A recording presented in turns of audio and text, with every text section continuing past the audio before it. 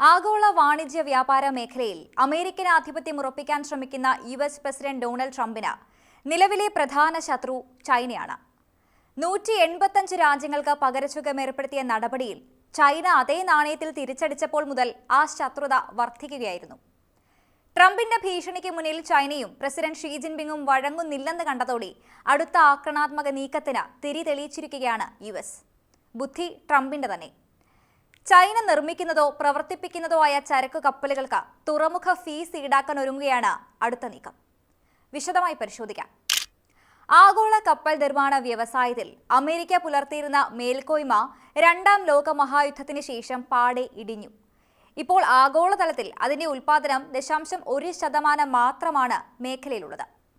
ഈ മേഖലയിൽ ആധിപത്യം പുലർത്തുന്നത് നിലവിൽ ഏഷ്യയാണ്.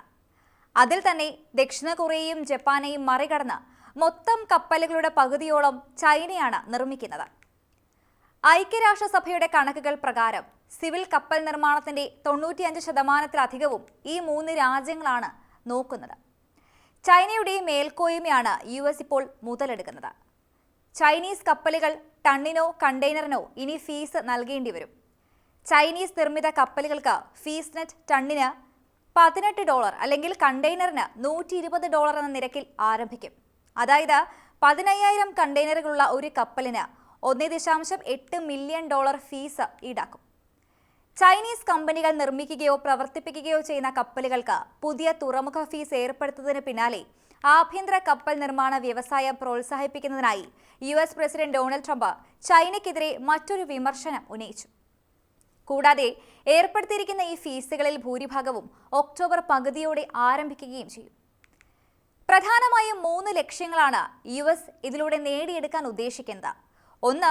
ട്രംപ് ഭരണകൂടത്തിന്റെ ഈ നടപടികൾ ചൈനീസ് ആധിപത്യം ഇല്ലാതാക്കും. 2. യുഎസ് വിതരണ ശൃംഖലയ്ക്കുള്ള ഭീഷണികളെ നേരിടാനാകും. 3. യുഎസ് നിർമ്മിച്ച കപ്പലുകളുടെ ആവശ്യകതയേറും.